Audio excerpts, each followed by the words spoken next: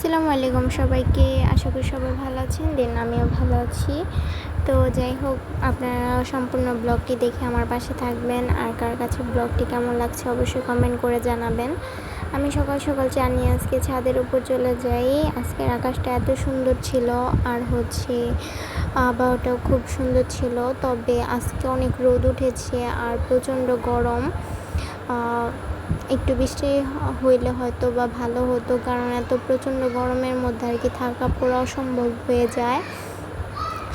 আমি ছাদে গিয়ে দুবলা গাছগুলোকে দেখছিলাম, আর দেখি মরা ফুলগুলো আমি ফালাই দিচ্ছিলাম, কারণ গাছের অসুন্দর হয়ে যায় মরা ফুলগুলোর জন্য।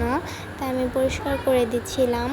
তো যাই হোক, অনেক সুন্দর ছিল গাছগুলা, আর আজকে গাছে একটা ফুলে ফুটছে। এমনিতে প্রতিদিন তো আর অন্যান্য ফুল ফুটে আর অনেকগুলা করে। আজকে একটাই।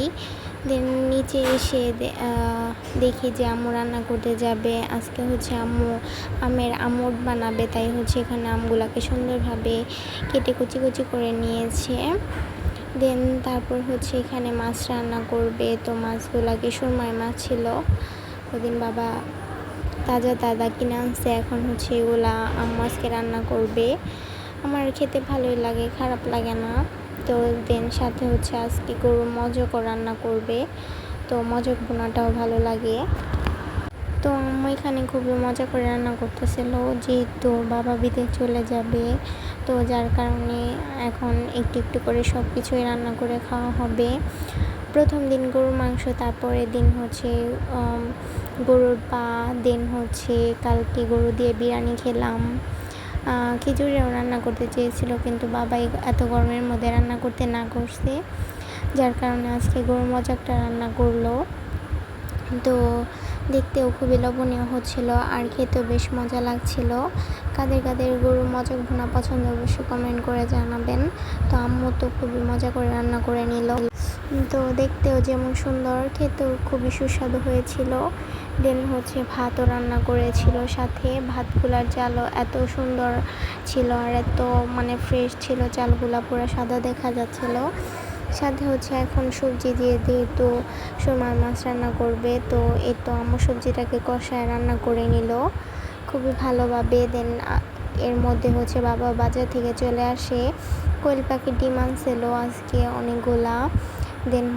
বাবা বিদেশি সস পাতার ভর্তা নিবে, যার কারণে বড় সস পাতার গাছ নিয়ে আসছে। এগুলার মধ্যে থেকে পাতা ছিঁড়া ছিঁড়া ভর্তা বানানো হবে।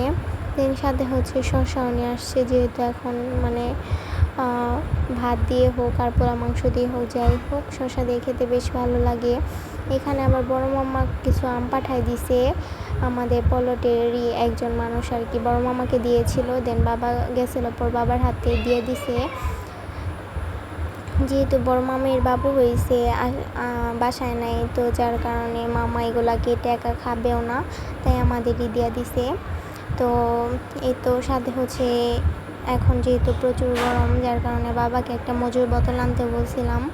খুবই বড় একটা মজুর বোতলও নিয়ে আসছে এখানে। মজু খেতে তো বেশ ঠান্ডা ঠান্ডা মজাই লাগে। কার কার মজু পছন্দ অবশ্যই কমেন্ট করে জানাবেন। কালকে যে বড় মামা রসমালাই পাঠাইছিল, আজকে ওইটাকে খাচ্ছিলাম। আম্মু এখানে পরিবেশন করলো খুবই সুন্দর করে। তো এখানেই তো প্রায় সবার জন্য আম্মু এখানে বের নিল, সবাই মিলে খেলাম। আজকে ভিডিওটা এই পর্যন্তই। সবাইকে আল্লাহ হাফেজ।